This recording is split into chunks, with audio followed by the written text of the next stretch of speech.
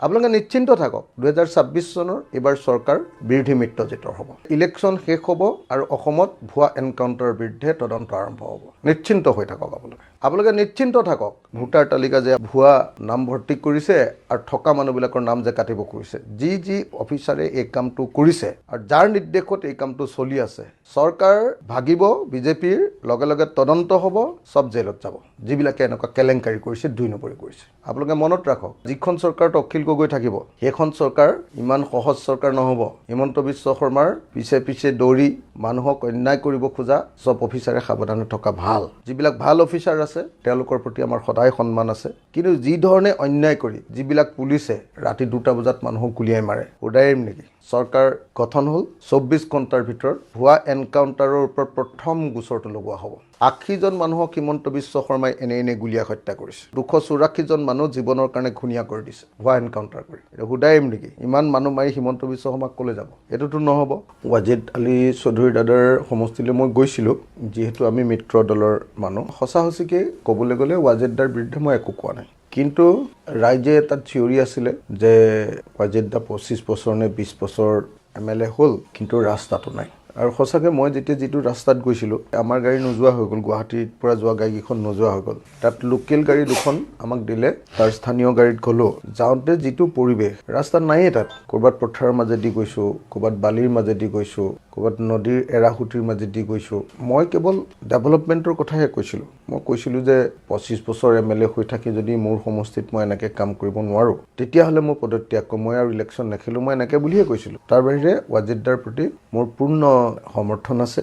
ৱাজিদদা সংখ্যালঘু সম্প্ৰদায়ৰ এজন অত্যন্ত ডাঙৰ নেতা, কিন্তু আমি এটা কথা মানিব লাগিব যে আমি সংখ্যালঘু সম্প্ৰদায়ক নিৰাপত্তা দিয়াৰ লগে লগে সেই অঞ্চলৰ ডেভেলপমেণ্টৰ প্ৰতিও আমাৰ দায়বদ্ধতা থাকে। কিন্তু যদি আমি 25 বছৰ শাসন কৰি 25 বছৰ ক্ষমতাত থাকি অঞ্চলটোলৈ যদি মিনিমাম কামকেইটা কৰি নিদিওঁ, ৰাস্তাকেইটা বনোৱা, নদী ভাঙা, গৰাখহনীয়া অঞ্চলটোৰ সুব্যৱস্থা কৰি নিদিওঁ, তেতিয়াহ'লে মানুহে সেইটোক লৈ ভাল নাপায়, এণ্টি ইনকামবেঞ্চি থাকে। তাৰ বাহিৰে একদম সঁচা কথা কৈছোঁ, ৱাজিদদাৰ বিৰুদ্ধে মই এটাও শব্দ কোৱা নাই। পাব্লিকে তলৰ পৰা চিঞৰিছে, মই কৈছোঁ ঠিক আছে, ৱাজিদদাৰ প্ৰতি মোৰ সমৰ্থন আছে।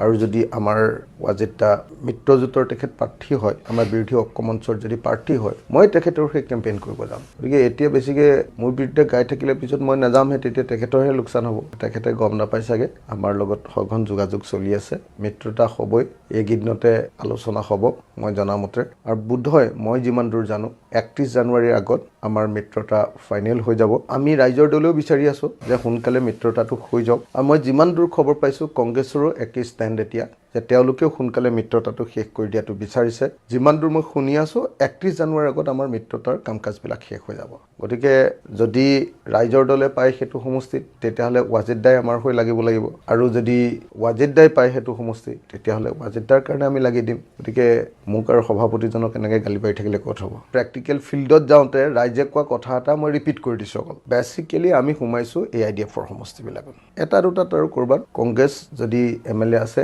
যেনেকৈ ধৰক তেখেতৰ সমষ্টিটো নোসোমালোহেঁতেন, যথেষ্ট এণ্টি ইনকামবেঞ্চি আছে কাৰণে মানুহৰ মাজত, নহ'লেতো আমি কংগ্ৰেছৰ সমষ্টিবিলাকলৈ যোৱাই নাই। আমি যিবিলাক সমষ্টিলৈ গৈছোঁ, চাওক, ধিঙলৈ গৈছোঁ, কংগ্ৰেছৰ সমষ্টিত যোৱা নাই নহয়। দলগাঁও গৈছোঁ, কংগ্ৰেছৰ সমষ্টিত যোৱা নাই নহয়। আপোনালোকে যদি চায় এটা এটাকৈ, বিলাচীপাৰাতো কংগ্ৰেছ নাই, AIDF আছে, আপোনালোকে নিশ্চয় জানে। মই যিকেইটা সমষ্টিলৈ গৈছোঁ, সেই সমষ্টিকেইটা মানে AIDFৰ সমষ্টি। আৰু এটা মাত্ৰ সমষ্টি পৰি গৈছে, ৱাজিদদাৰ সমষ্টিটোৰ নাম বীৰসিং জৰুৱা। আৰু সেই সমষ্টিটোত গৈছোঁ এটা কাৰণতে যে তাত সাংঘাতিক ধৰণে এণ্টি ইনকামবেঞ্চি এটা গঢ়ি উঠিছে। যদি আমি নাযাওঁ, তেতিয়াহ'লে তাত AIDF সোমাই দিব, যিহেতু এণ্টি ইনকামবেঞ্চি আছে। সেইকাৰণে মই ভাবোঁ যে কথাবিলাক প্ৰেক্টিকেল হ'ব লাগে। আমি কংগ্ৰেছৰ বিৰুদ্ধে এটাও বাক্য কোৱা নাই। ক'ৰবাত কোনোবাই স্থানীয় দুটা এটা সমস্যাৰ ক্ষেত্ৰত, যেনেকৈ ধৰক বীৰসিং জৰুৱাত স্থানীয় ৰাস্তাটোৰ বিষয়ে কৈছোঁ, তাৰ বাহিৰে কংগ্ৰেছৰ বিৰুদ্ধেতো এটাও কোৱা নাই। আমি একেলগতে এইবাৰ হিমন্ত বিশ্ব শৰ্মা আৰু বদৰুদ্দিন আজমলক এফালে কংগ্ৰেছ, এফালে ৰাইজৰ দলে ধৰি দলিয়াই দিম বুলিহে কৈ আছোঁ ব্ৰহ্মপুত্ৰলৈ। যদি শিৱসাগৰ ৰাইজে মোক হৰুৱাই দিয়ে, সেইটোতো মোৰ আপত্তি নাই।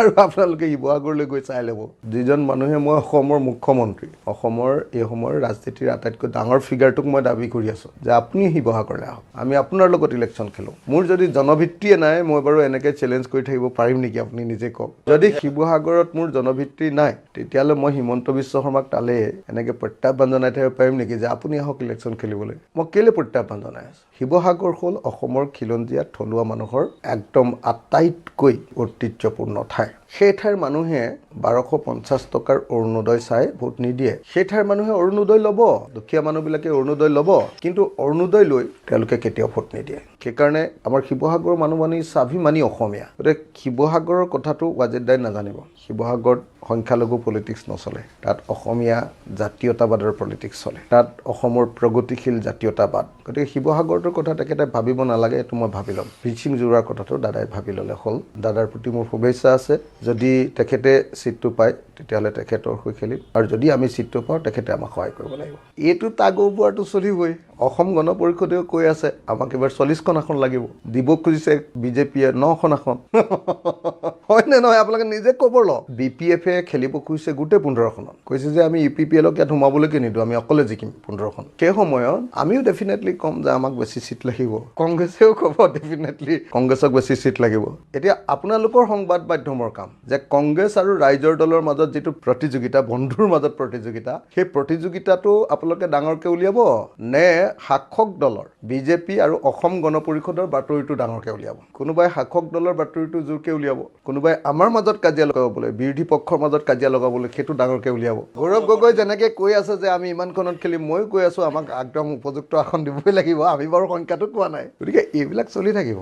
গৌৰৱো প্ৰেক্টিকেল, ময়ো প্ৰেক্টিকেল। আমি ৰাজনীতি কৰা মানুহ। দেৱব্ৰত দাই কিবা এটা ক'ব, ময়ো কিবা এটা ক'ম, ৰকিবুল দাই কিবা এটা ক'ব, ময়ো কিবা এটা ক'ম, গৌৰৱে কিবা এটা ক'ব, ময়ো কিবা এটা ক'ম, ৰিপুন দাই কিবা এটা ক'ব, ময়ো কিবা এটা ক'ম। এইবিলাক আমাৰ চলি থাকিব। এইবিলাকক লৈ কোনোপধ্যে কোনো ধৰণৰ সংঘাত আমাৰ মাজত নহয়। গৌৰৱে বিচাৰিব যে আটাইতকৈ ভাল ছিটকেইটা কংগ্ৰেছে খেলক, আমি বিচাৰি আছোঁ যে আটাইতকৈ ভাল ছিটকেইটা আমাক লাগে। এইটোতো চলি থাকিব ন। এইটো হ'ল বন্ধুৰ মাজত প্ৰতিযোগিতা।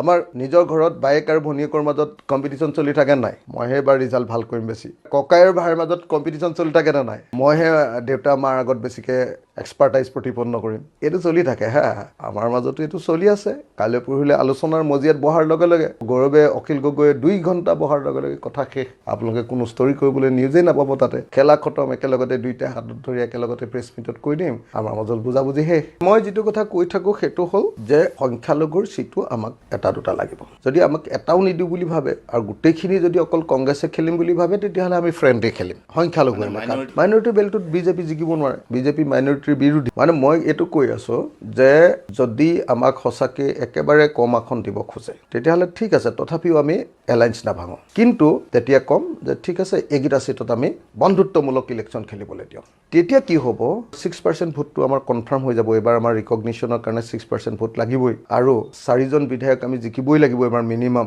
তেতিয়াহে আমাৰ পাৰ্টিটো ৰিকগনাইজ হৈ যাব। মইতো মোৰ পাৰ্টিটোৰ ৰিকগনিশ্যনৰ কাৰণে কাম কৰিম ন, আৰু মই বিচাৰিম যে আমাৰ পাৰ্টিটোৱে এইবাৰ চৰকাৰ যিখন হ'ব সেইখনত এটা গুৰুত্বপূৰ্ণ ভূমিকা লওক। গতিকে কৈছোঁ যে যদি কংগ্ৰেছ দলে যিবিলাক ছিটত একেবাৰে বিজেপি জিকিবই নোৱাৰে জনসংখ্যাৰ গাঁথনিৰ পিনৰ পৰাই, কাৰণ বিজেপিয়ে সংখ্যালঘুবিলাকক শত্ৰু বুলি ঘোষণা কৰি নিদিয়ে জানো, গতিকে সংখ্যালঘুটো আৰু বিজেপিক ভোট নিদিয়ে। এই যে ভোট নিদিয়া যিকেইটা সমষ্টিত কংগ্ৰেছ আৰু আমি যদি উঠোঁ, হয় কংগ্ৰেছ জিকিব, আমি জিকিম, তেতিয়াও আমাৰ বিৰোধী মিত্ৰতাৰ মাজতে থাকি যাব। সেইকাৰণে মই মাজে মাজে কৈ থাকোঁ যে ঠিক আছে, আমি সংখ্যাগুৰু সমষ্টিকেইটাত এলায়েন্সটো কৰি লওঁ, আৰু সংখ্যালঘু সমষ্টিকেইটাত যদি কংগ্ৰেছে আমাক ভালকৈ ছিট দিব নোখোজে তেতিয়াহ'লে আমি বন্ধুত্বমূলক খেলোঁ। তেতিয়া ওলাই যাব ন গোটেই কথাটো, আৰু আমাৰ মাজতে থাকিব। আপোনালোকে নিশ্চিন্ত থাকক, 2026 চনৰ এইবাৰ চৰকাৰ বিৰোধী মিত্ৰজোঁটৰ হ'ব। ইলেকশ্যন শেষ হ'ব আৰু অসমত ভুৱা এনকাউণ্টাৰৰ বিৰুদ্ধে তদন্ত আৰম্ভ হ'ব। নিশ্চিন্ত হৈ থাকক আপোনালোকে নিশ্চিন্ত থাকক। ভোটাৰ তালিকা যে ভুৱা নাম ভৰ্তি কৰিছে আৰু থকা মানুহবিলাকৰ নাম যে কাটিব কৰিছে, যি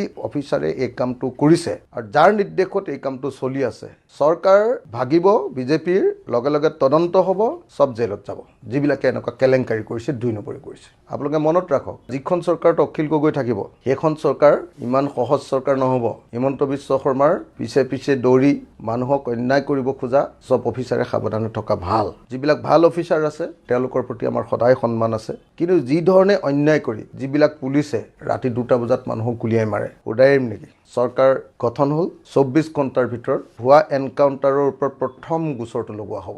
80জন মানুহক হিমন্ত বিশ্ব শৰ্মাই এনে গুলীয়াই হত্যা কৰিছে। 284জন মানুহ জীৱনৰ কাৰণে ঘূণীয়া কৰি দিছে ভুৱা এনকাউণ্টাৰ কৰি। এইটো উদাইম নেকি? ইমান মানুহ মাৰি হিমন্ত বিশ্ব শৰ্মাক ক'লৈ যাব? এইটোতো নহ'ব।